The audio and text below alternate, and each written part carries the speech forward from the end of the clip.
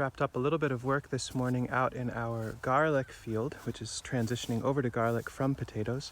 You can see I'm dumping some nice aged mulch over the garlic beds, and I thought I would do an update on this particular field before I went home to get some breakfast and share on how things are evolving, the transition from the potatoes into garlic and other nursery crops, and how that all is unfolding. So stick around. Overall, I feel so pleased with how things are going here.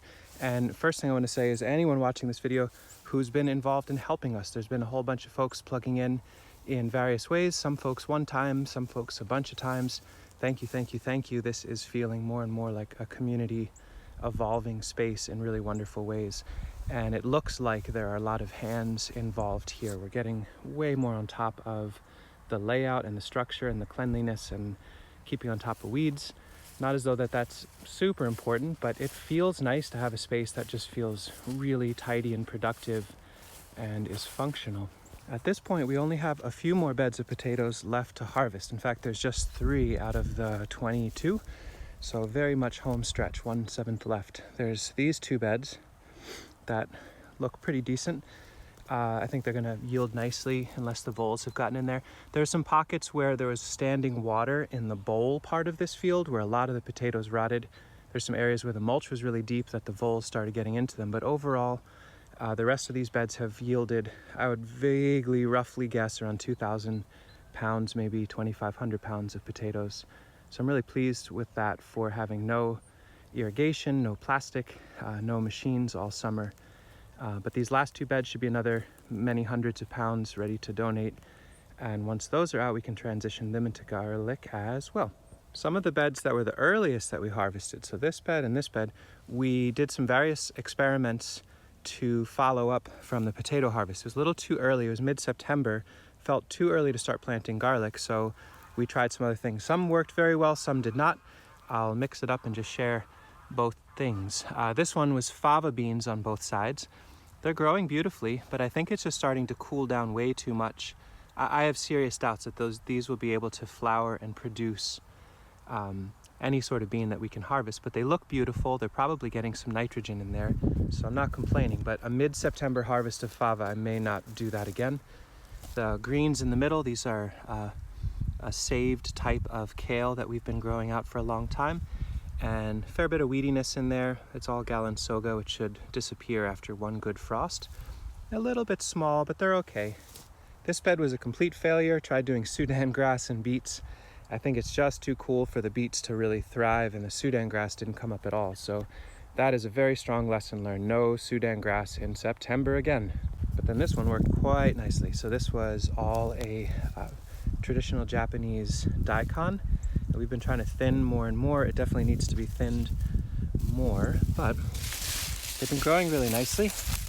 And let me pull a little clump, which we'll eat for breakfast. They're starting to shape up, size up. I think these can go for quite a while once it gets cold. So it feels like as long as we thin a bit more, we should be able to get quite a nice amount of Daikon out of here.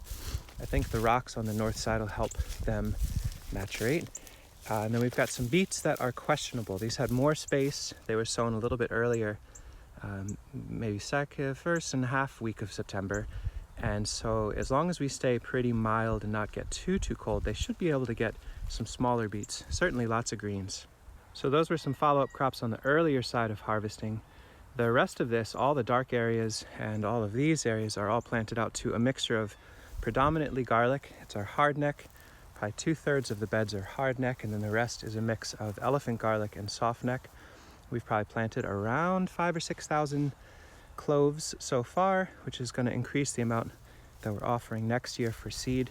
I think we'll still keep our prices at 13 a pound, which I think it's the lowest price on the internet, or it's one of the lower prices, especially for fully organic, hand planted and hand managed gardens. But it works well enough because the soil here is really good. We're able to harvest mulch from on the field. So I'm using hay for the walkways, and we're putting really deep aged mulch, which is basically thick wads of compost at this point over the beds. Garlic is a hungry crop, and I think this as our mulch, 2 inches or so of really luscious aged bedding, should promote some extremely large cloves and heads next year. A lot of these beds are sharing some intercropping planting strategies of garlic on the edges and then a nut tree or a fruit tree seeded in the middle. We'll show more of this next year depending on how things work, but some of these beds have a few hundred peaches sown in a scattered system through the middle with garlic interspersed. Some of them have rows of chestnuts, some English walnuts, and then we also had rooting some nice sea berry, which I talked about in another video, and we set those through the middle of some of these beds as well.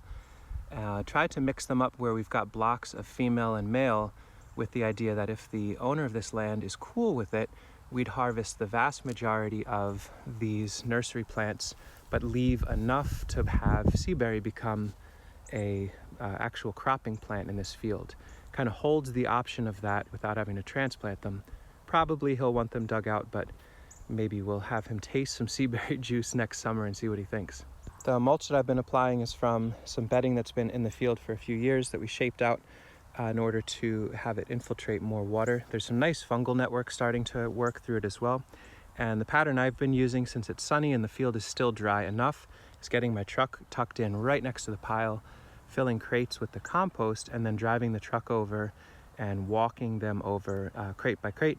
If we dress out the edges of the bed first with the mulch, that helps hold the interior a bit more.